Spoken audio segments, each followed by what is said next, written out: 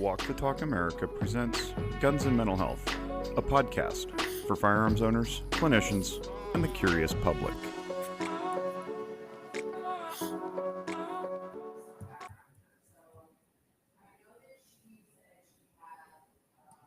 We're back. Waco, you don't know this, but we just had a podcast, so we're doing back to back, but we're excited to have you here, my friend. I see. I'm excited to be here. Thanks for having me. Yeah. Kevin, you ready? I'm ready. You got the stamina? I'm opening up the launch or the command center in YouTube, but we're ready to go. Nice. Today we have a special guest who has a very, very long resume. I mean, Waco, you do a lot of really cool things. Yeah, I don't know if that's a day if you're saying I'm old, Mike, or like where you're taking that, but no, but I mean, there's things I forget. Like I realize you went to Harvard Business School. Look at you. I know, right? From in the dirt in the Marines, to Cambridge, right? Exactly. So, give us a little brief resume, if you will. Like, and then I'm going to say something very kind about you. And I'm going to maybe I'll do the compliment sandwich, but listen, I'm here for all of it. Flattery will get you everywhere, right? Yeah, but go ahead and tell us a little bit about yourself and where you came up from, because I think it's fascinating. Yeah. So thanks, Kevin, Mike, for having me. I'm really looking forward to the conversation today. So myself, before I started my professional career, I was an infantry Marine, and I was infantry Marine, combat water survival instructor. Slept with a rifle for the better part of my career, and also come from a multi-generational military family. Dad served a couple tours in Vietnam, the 82nd Airborne.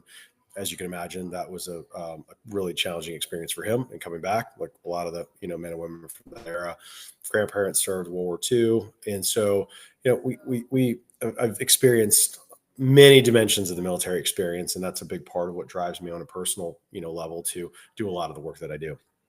And so after I transitioned out, moved to New York City, started my undergrad. And while I was doing that, ended up starting a couple businesses in media and live events and healthcare and some other sectors. And, fast forward today, I was very fortunate to be able to, found 3 different businesses, 3 different exits as a co-founder, as an investor, had about 19 other, exits along the way across those different sectors. And those are the things that it's building things, creating things that drive impact in communities and in industries, and are thinking about how they can approach sectors and do them differently. It's really what drives me.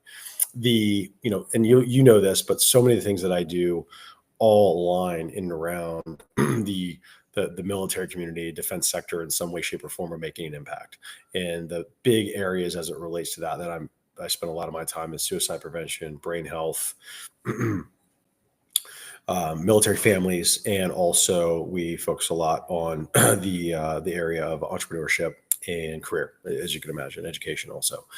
And so those are the things that really push me. Some of the big things that I'm involved in, now and today. I own a brand strategy agency that I co-founded with some amazing other veteran partners that are infinitely smarter and better at those things than I am. But all we do there is we work with big corporations, brands, nonprofits to align their corporate objectives with any impact strategies they want to lean into. Purpose is relative. And if you don't approach it that way, you end up doing things that are obligatory in nature. And that's the opposite of what we do. I chair the American Legion's National Suicide Prevention Program called Be the One for 2.6 million members. And then I also sit on the Department of Veterans Affairs Veterans Health Venture Studio that we stood up last year. So I'm an advisory board member and a faculty member for that. And what we do with that is we take the biggest problems facing care delivery, improving care, and we build AI and technology tools and other applications to solve those problems to, at the end of the day, improve care for veterans and their families. And then last but not least, I'm the co-founder of the largest celebration of military culture in the country called MCON. So yeah, a lot to unpack in and around all that, but the common thread is impact, community, and the military, sector and defense sectors in this country. Yeah. So we met through a guy named Mark Smith and Gun Alert, right, Patrick? I think that's the first time we're all on a call together. And it just so happened that I was going to be traveling to DC like a week after we met on the phone, and attending the VA suicide prevention and NSSF meeting in DC. Yeah. And you were a breath of fresh air, because I'm very critical of, I don't like to just have meetings and just kind of like, I'm a very like, go, like do something. And I feel like Sure. sometimes we get stalled out in these meetings. It was so fun to hang out with you there, because I could see you were excited about like saving lives and like implementing strategies that could help veterans and anybody, like gun owners in general, right? And so that was really cool, right? And then us going to dinner that night and in DC, I think we were at Capitol Grill and stuff like that. Your enthusiasm is infectious. Like I just want to give you your flowers there. Like I think it's very important, the work you do, and it's really nice to see, especially someone like from the American Legion that wants to tackle this. Can you talk a little bit more about like Be the One real quick? I do want to talk about MCON, because it's one of the coolest things I've attended, but So the Be the One program, I first got involved with the American Legion about 4.5, 5 years ago. And it's when they were first launching Be the One. And I went up to the national convention they had there and hosted a fireside chat, with in front of all the attendees. And it was, Be the One is all about each and every one of us can be the one to support someone else, to save a life at the end of the day. We don't need to boil the ocean. We don't need a complex AI or technology or something like that. Yes, those tools will help and they'll make us smarter, more efficient.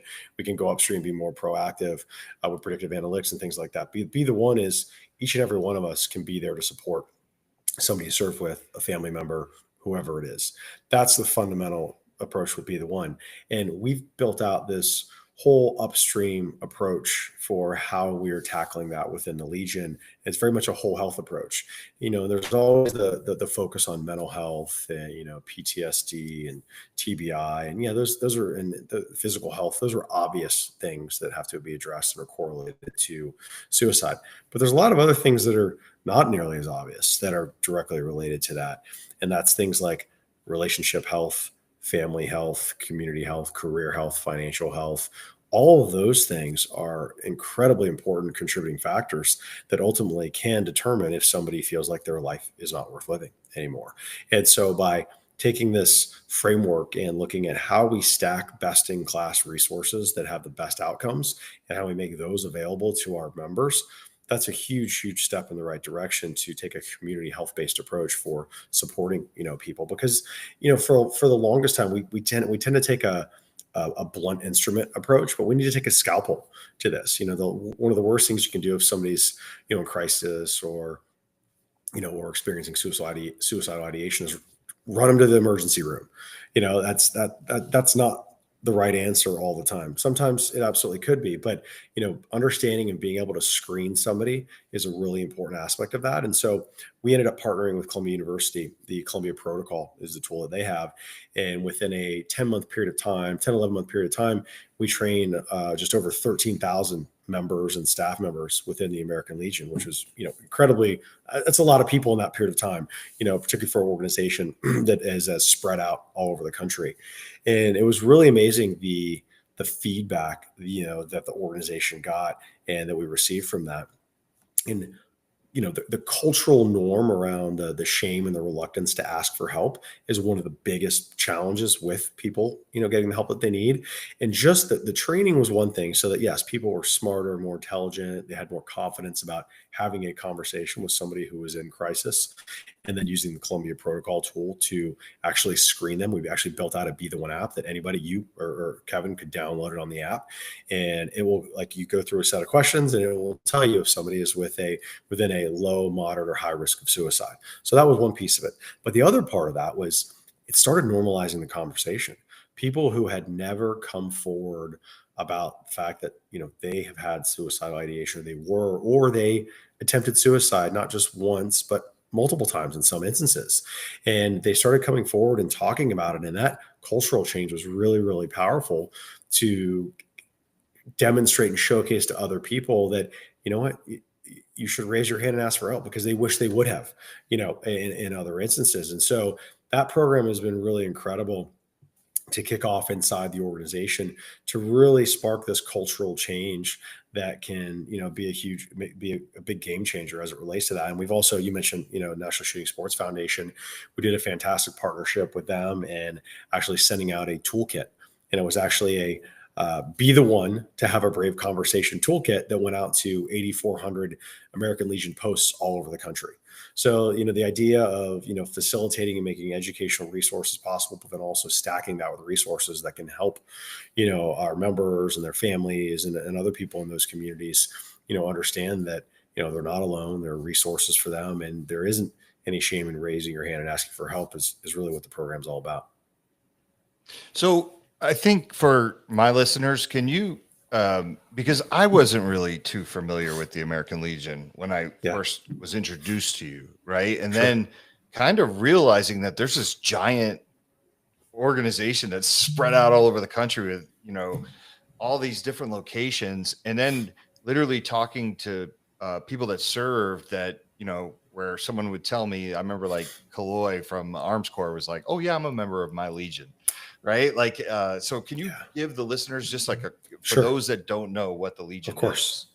Yeah. So the American Legion is a congressionally chartered organization, about 106 years old, young, or you know what I mean? So a century plus old. So this big organization that has incredible legacy of doing some of the, of creating some of the most impactful legislative work and otherwise for veterans and their families.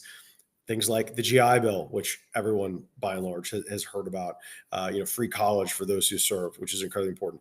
Zero down payment for mortgages, which is huge, in terms of benefits for your service.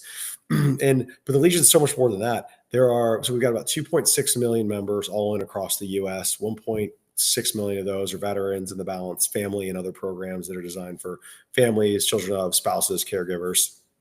And the organization is all about advocating on behalf of veterans and their families. It's all about engaging and building out programs that can improve the experience of those who served. And we have a very, very active team in Washington, D.C. who does incredible work at the legislative level with senators, congressmen, legislators, to make sure that legislature that's coming down the pike or that is there in front of them is in the best interest of our community at the end of the day. So that's one key part of it. And then there are 8,400 posts, physical posts all over the country. These are bars, restaurants, community centers where men and women get together, convene, gather. And then there's a few thousand more, I should say, that are actual virtual posts that are all over the place. And you don't necessarily have your own physical post, but you can meet anywhere that you have it, and you have members and all that, which is really awesome too.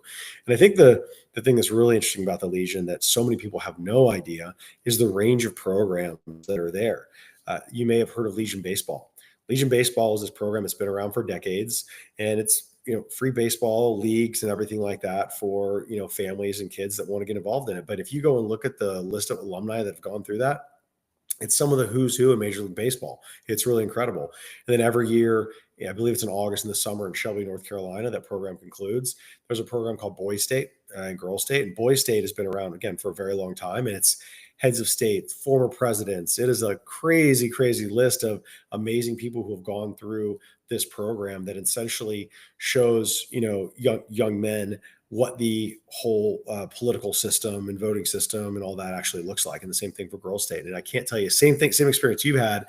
There are people who you're talking to, they're like, oh yeah, I went to Girls State or I went to Boys State, and you'd never know it. So the Legion has impacted countless millions across our country, above and beyond just veterans that are there, because it's about serving our country, not just the military community. And then last but not least, it's what's really relevant, for your community, for the firearms community, is that the Legion has actually a youth shooting program that's it's every year. I believe it's up in Michigan every year, but it's a fantastic program. There's incredible things and resources that are taking place around that, and that's been going on for a long time. So you can see there's this multitude of programs aimed at youth and cultivating young leaders and athletes in our country who some, may end up serving in the military. Others may serve their country, in another way, shape, or form. But the idea is to create young people that understand service and sacrifice. Yeah, that's awesome. And I'm really glad NSSF is tied in with you. I think it just makes sense. I'm sure the majority of your members are gun owners. And I think you know, it Yes. gives people hope to see like the National Shooting Sports Foundation, you know, being involved in these type of programs that can help people in crisis or speak to gun owners, and knowing that NSSF has gun owners' best interests in mind, right? Right. Like, we're not going to go against the philosophy of the Second Amendment and deny people, and we're just going to keep healthy gun owners out there, like to do our best to keep gun owners healthy. So I think that's really awesome. One of the things, it was a nice surprise, you know, after we developed a relationship, was you have MCON in Las Vegas, right? And Japan. Yeah, we'll get Japan to that too. In Japan. But it was really awesome because I think you came out to Vegas one time. You were doing something for the Legion out here, and we went to dinner, and you were like, "Hey man, like, would you like a booth, you know, at MCON?" And I didn't know what to expect. And then when I went to this conference, it was such a breath of fresh air. And I tell people all the time, I was like, it reminded me of Freedom Fest, because you have so many different booths there. And all of it's not only stuff that could help active duty military or former military. I feel like a lot of the booths you have there could just help everybody, right? And there's just so many different walks of life and different booths. So you had all the holistic people, or people that had the alternative therapies, you know, so you have like Walk the Talk America. I had my booth, and it says guns and mental health. And there were a lot of people that, even when I was setting up, were walking by, and they're like, what is this all about? You know what I mean? Like, they saw guns and mental health together, and it was like, what? Yeah, what is this guy pitching here? And it was like, the response I got was so good. But I also really appreciated the fact that you had people that may give information to veterans about, say, ketamine treatment or psilocybin treatment or yoga retreats or alternative workouts, right? Like, there's all this information there. But let's talk about MCON. I want your perspective. Like, how did this come about? I mean, how did you see a need for this? Yeah. And let's talk about where it's going, because it's coming up next month. And that's right. I want more. I would love to see more of the firearms industry. It could be anything from accessory companies to firearms companies. There, we had Arms Corps there at your range day, because you do have a range day. So I want to talk about that. But let's just talk about MCON as a whole and your thoughts. Yeah. So, you know, so it's interesting. So, you know, MCON's very much the culmination of, you know, a couple decades of, you know, being in the business of owning, you know, media brands, live event brands, and building communities in other sectors. And coupled that with all the experience and relationships, you know, that myself and my other founder, we have, you know, in the space and otherwise, we really identified this white space in the military community that just wasn't being served. And, you know, there's kind of three big categories of events that are there. There's the big defense contracting events that are out there, and there's a need for those. There's healthcare specific events that are out there, or for the military and veterans, and that's one thing. Those are very important. And then there's the career, entrepreneurship, hiring types of programs, and those are very important. I'm involved in all of those in some respects, and attend a lot of those events. But there was nothing in the center that was a true celebration of the military experience. And that's what we're building MCON to be, is the largest celebration of military culture in the country. And if you think about, virtually every other community in the country has its own tentpole celebration of those people. You know, there's something called, have you ever heard of Dragon Fest? Dragon Fest is like 20,000 plus people, all who love fantasy and dragons and crazy stuff like that. And then there's the Essence Festival, which is the largest celebration of Black culture in the country, like 50,000 people in New Orleans every year. And I could go on and on and on. But the military, we've never had anything that is distinctly our own, that is a celebration of the military experience, and those who are wearing the uniform, those who have worn it, and their families as well. And, you know, for us, you know, you may be asking like, okay, well, Waco, what the heck does, you know, military celebration of military culture mean? That's sort of nebulous. Well, you know, for anybody who's close to the military, who served in some capacity or even tangential to it, there are some amazing things about the military experience. But there's a lot of things we have to improve about the military experience. And that's just the truth. And culture is without a doubt the most powerful change agent. And so the idea is we're building this big epic annual celebration to really tap into the current cultural zeitgeist of what's happening with the military, active duty, around transition, and to, again, it's a fun, incredible 4 days in Vegas. We've got a plethora of different experiences going on that appeal to the widest, possible cross section of veterans and service members and their families. The idea is to inform, entertain, and inspire so that people can take these incredible resources, some of the ones you were talking about, back to their own communities, whether it's their church, their school, the workplace, their families, and so on. And it's a lot of it's tip of the spear tools that people can have a really, really great time with. And so that's the whole goal for this big thing. It's 4 days. We've got a military impact summit that's all for corporate brands and VS veteran service organizations, nonprofits, to identify the most authentic and most impactful ways to create programs that support us. There's MCON Health on Friday, which is a industry event that's all designed to rethink the continuum of care, in this country, and how we serve veterans, their families, and anyone broadly speaking. And then Friday, Saturday, Sunday is the big, festival-esque portion of it, or range day kicks off on Friday. We're at Clark County Shooting Complex. And then Saturday, Sunday are the big expo days that you talked about. We've got culture and learning talks from, New York Times bestselling authors, pro athletes, amazing entrepreneurs, other executives and veterans who served and their families. Then we've also got, UFC pro fighters on the mats doing combatives expos with Air Force Special Operations, Naval Special Warfare.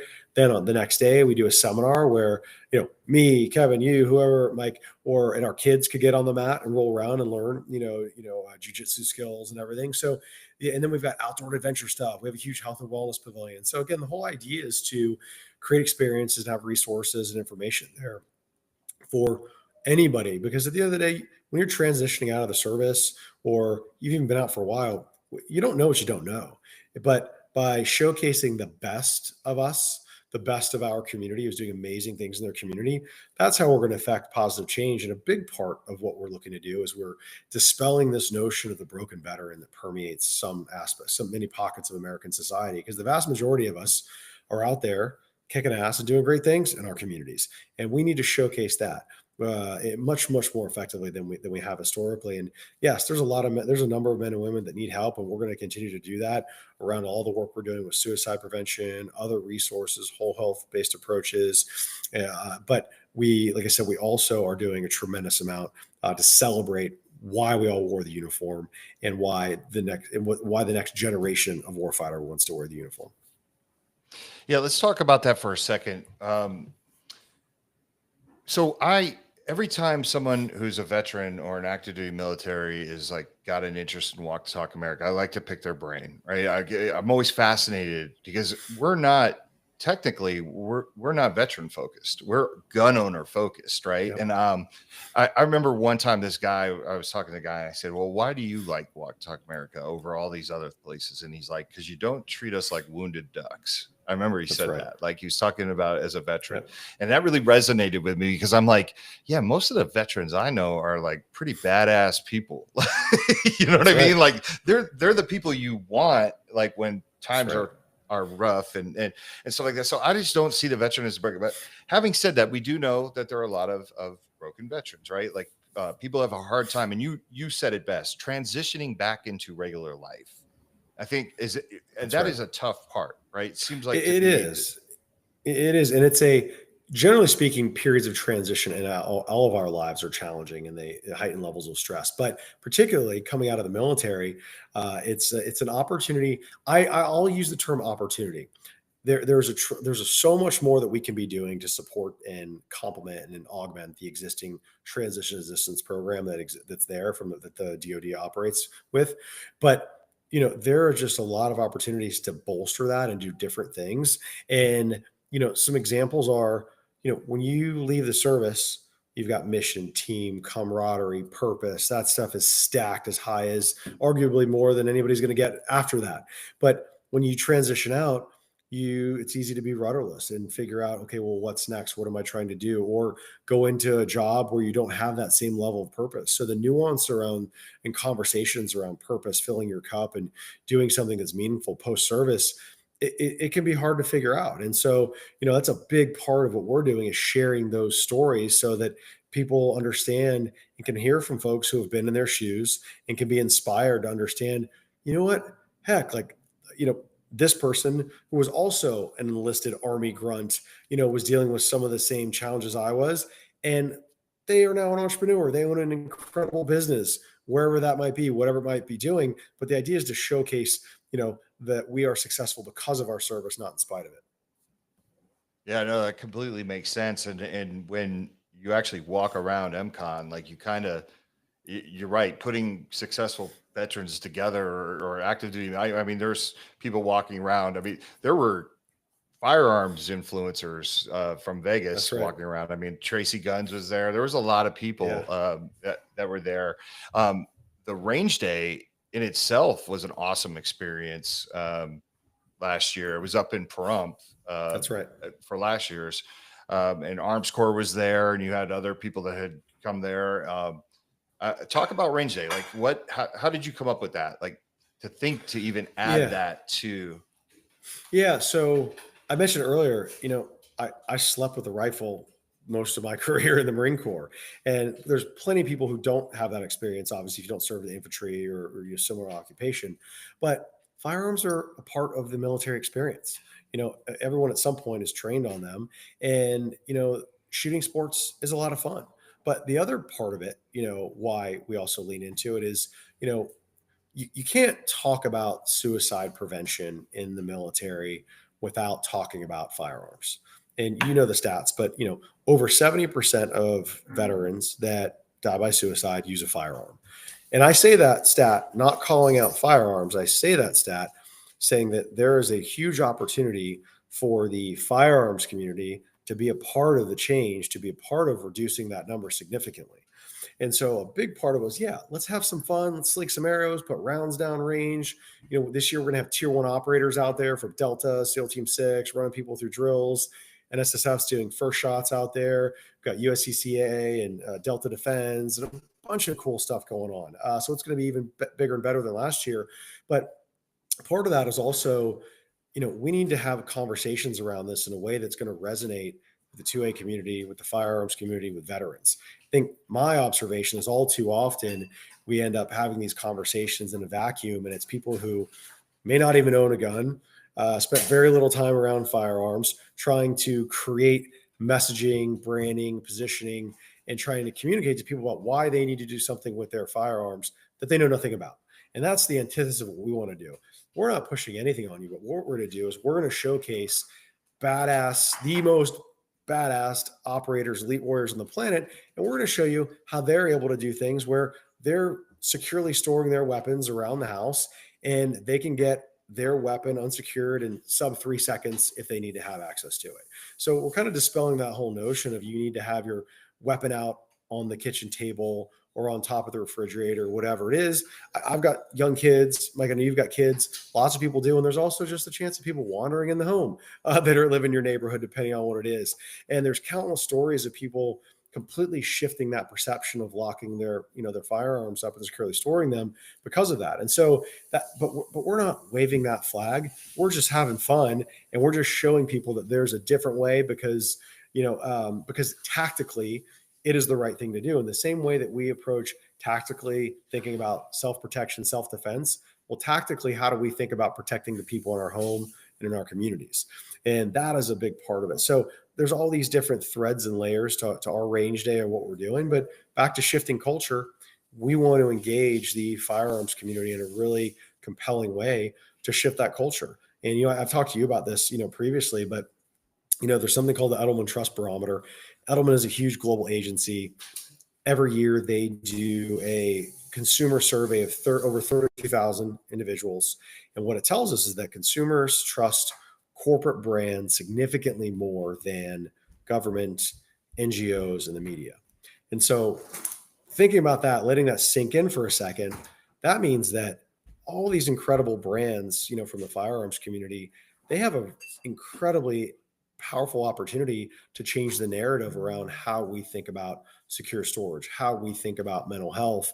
And doesn't need to be any shame associated with it. This is just about protection. Tactically, how do we think about self-defense? And that comes in many ways, shapes, or forms. And so moving us to a place where we can have conversations like that, I think are incredible. And we are actively inviting the firearms community in to be a part of that conversation, to be a part of that solution, because they're an incredibly important part of this ecosystem and community, and we want them at the table. And historically, they haven't been a part of a lot of those conversations for a whole host of reasons. But like I said, I'm excited to be here talking with you and everyone who listens to the podcast, to let you know that there's a huge contingent within the military community, from DC to nationally and regionally, state to state, that wants to engage and wants to have healthy conversations, and also understands that 2A rights are incredibly important.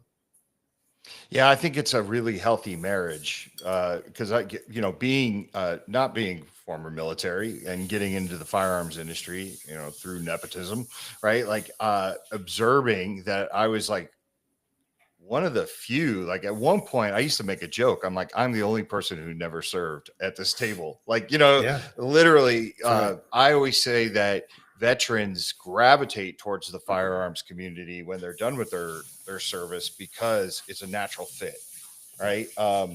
One quick story I want to interject. I love the fact that you're showing at range day people retrieving their firearm from, say, a secure device, to show how you can, because one of our campaigns that we always talk about is train as hard retrieving your firearm from your safe storage device as you do training with your firearm. Yeah. Right. Let's not act like we can't train to retrieve That's something right. and have that plan in place. Right.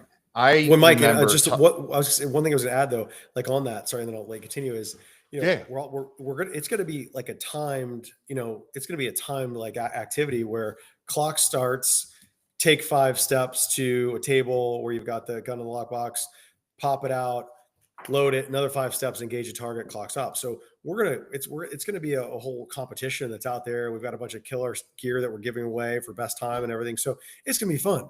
In the same way that everybody likes competition and smoking your bro or whatever, like that's that's all part of the culture. So sorry, I just want to interject that about that piece that you commented on. So yeah, no, I love it. I love it. And one of the things that has always resonated with me, and I'm kind of like detouring here a little bit, but I remember talking to a veteran one time who was he wanted to interview me for his podcast, but we were doing the pre-interview to see if it was a good fit, right? And I remember we were talking about people that store, like you just said, like how some people will leave their gun out, and he was talking about when he came back from his service, how he had PTSD and there was things he was going through, and he had suicidal ideation, and he was at his buddy's house, who was also a former military, and he went to the bathroom, and he was like, I was walking past to get to the bathroom, I walked past his bedroom, and I could see on his counter he had a firearm just sitting there, and he was like I visualized myself walking up to it and just shooting myself. Right. He's like, I wouldn't do that to my friend, but I thought, wow, that's how easy, because he's going through suicidal ideation, right? And I was like, damn, that like really freaked me out, because I was just like, yeah, of course. Yeah, people don't actually think about that. The access, he's thinking he's around a like-minded military person, doesn't realize his friend has suicidal ideation and how easy. That's right. Yeah, so I and just to love your that. point, there's also there's several stories I know of where it wasn't even so. It was a neighbor that came over, stole the weapon, went home, and killed himself, died by suicide. And so it's not even in the home or not even a close friend necessarily. And examples of kids too. So there's that piece of it is, again, it's about not just yourself, it's also the people who are around you also. Yeah, absolutely. No, it's awesome that I don't think anyone ever thinks of this. Like, let's have a competition amongst friends and like-minded people to see who can retrieve the fire. I mean, it's a genius idea. Like, I love it, and it demonstrates that it can be done, and you can work at it and practice at it and get better. You know what I mean? Like, it gives people hope, and it gets people out of the whole like, well, if I look at my gun, da, da, da, da. It's like, nah, you're capable, man. You know what I mean? Right. I'm pretty confident. I mean, I have some quick access safes here. I got a couple out there, and I practice with them. I I've been on phone calls before and I'm running my fingers over codes. You know what I mean? Like I could do it in my sleep, like I'm playing a piano. But yeah, I just think it's really awesome. And I guess, to me, MCON, like I said, if I didn't know any better, I would be like, this is an awesome. It was the closest thing I'd ever been to Freedom Fest as a libertarian who got to go to Freedom Fest one year and just see how diverse and how cool all the booths were. Like, this is for anybody, right? Wouldn't you say, like, this is something that anyone could go to? Like, you could bring your family members to it and they would enjoy it. Oh, and that's how we built it, is so, we've got plenty of people who come out and then they make it a trip with their boys that they serve with, or the girls they served with. But we have tons of people who bring their significant other, spouses, kids. We got kids running all over the place, like tons of really cool stuff set up for them. And that's the whole idea, is to make it this fun, interactive experience that everybody can get involved in. Like last year, we had little kids learning how to shoot a compound bow. We had little kids this year. We're going to have, with first shots, kids who are out at the range who have never fired or want to get more proficient. They're going to be able to get up and do that, and anybody for that matter. So it's designed to include everybody, because if you were married at the time during your service and you had kids, your spouse, those kids, they served in their own right in terms of moving around all over the country through PCSs, through the deployments and all that.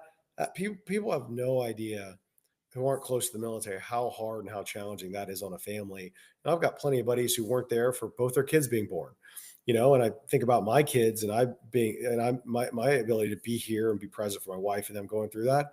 And man, it's very, very hard. People just don't understand the small nuanced things that we take for granted of being here, being present with our families and friends and loved ones. Military members and family members, they sacrifice a tremendous amount about that. And so we want to celebrate them as well. Yeah, that's awesome. So we have MCON. What are the dates for MCON? October 23rd through the 26th in Vegas. It's at the expo at the World Market Center. Yeah. You know, what's funny? I lived here for so many years and I drove past that World Market Center since 2005. And the first time I was in there was, for was MCON. it? Yeah, I love it. Yeah, and I walked in and I was like, oh my God, this is what's in here. Because it's a crazy building. You know what I mean? Is. And yeah. People would always ask me about that building. And I was like, I have no idea what's in there. But yeah, their convention center is pretty big in there. Right. I think it just gets overshadowed by like the Venetian Convention Center and then the regular Las Vegas. You know what I mean? We love it though, and for a whole host of reasons. Is down on the Strip, like I love it. I've been going to Vegas for 20 plus years. I used to own a place out there. I've done business there, own other events there for a long, long time. It feels like a second home to me. But we love this location for a number of reasons. You're not on the Strip. We've got a huge outdoor space for cool activations. We're going to have like e-bikes ripping around out front this year, which is going to be really fun. But the other thing is that, it's just a little farther removed. We're close to the Clark County Shooting Complex. Downtown Vegas is a lot of fun. But you don't feel obligated to go do the casino thing or party hard thing. If you want to get after that, it's a short, like Uber or taxi ride away, easy day. But if you also want to do something else, you can do that too. And so it's a really nice, healthy blend of, choose your own adventure truly, which is the whole spirit of how we built it. And range day this year, you moved it from, it's not in Crump anymore. That's right. So range day this year is going to be at Clark County Shooting Complex, which is about a 15 or 20-minute drive from the Expo World Market. It's just North Vegas. We're up at altitude a little bit with the clubhouse, a bunch of shooting bays, outside, outdoors, and this huge sweeping views of the valley, of the Strip, and everything. It's going to be awesome. Yeah. So you will be at SHOT Show this year? Yep, we will. Okay. Yeah. You attended SHOT Show to speak. Kevin, I think that's where you saw Waco originally, right? Yeah. And then we went to we were at the NSSF conference in Florida. That's right. Talking about suicide prevention and these things. So you are someone that I assume will be actively involved and now coming to our events. When I say I'm talking about the firearms industry. Yep. We have a lot of listeners that go to SHOT Show. So you can keep an eye out for Waco. Well, go and say hi. Mike, to your point, you know, I one of my goals is to bridge this gap that exists between partnerships with the firearms industry, with those brands, with the Colts, the Rugers, and the endless other tactical brands that are out there that are like-minded, that understand that, hey, there's a problem, and hey, we can be a part of this solution. And so how do we partner? How do we work together to do that? Because the reality is the existing stakeholders haven't done nearly enough around that. And we want to showcase that. We want to talk about that. So that is a huge part of how we get after, all this together. And the reality is there's more opportunity than there's ever been before. We just need the right people to come together to work together and make it happen. Yeah, I'm totally for that. And here's the thing, man. I meet with a lot of firearms companies, and there is yet to be one that doesn't want to do something for veterans, right? Right. And I think supporting MCON is a perfect way for some of these organizations to help veterans and really kind of promote positivity and really branch out and let them know about your brand. So it doesn't even have to be a firearms company. It could be accessory companies, right? Like accessory companies. I think of people like Magpul and stuff like that would really be fascinated by this this convention to go check it out, because I think it's a perfect fit, and I think they'd be very popular booths. You know what I'm saying? Like 100%. Yeah. Yeah. Our community loves their gear, loves checking out new cool stuff, getting their hands on it. So absolutely, they're always the gear and tactical spaces are always some of the most popular and heavily trafficked. Yeah, well, I'm excited to attend this year. I will be there, and I look forward to the future and working with you more and trying to get more people to actually attend this event, and then just everything, Waco. I really appreciate everything you do and your enthusiasm and your openness, like as the Legion, right? Like the American Legion, to really work with. I know behind the scenes you're working on a lot of stuff, so I think it's just awesome. And I think we need more people like you, man. I'm like I said, I'm excited to do things in the future. I appreciate it. Well, thanks, Mike. Thanks, Kevin. It's been great hanging out with you guys today. Yeah, absolutely. So if people are interested, we just put the link for MCON in the chat.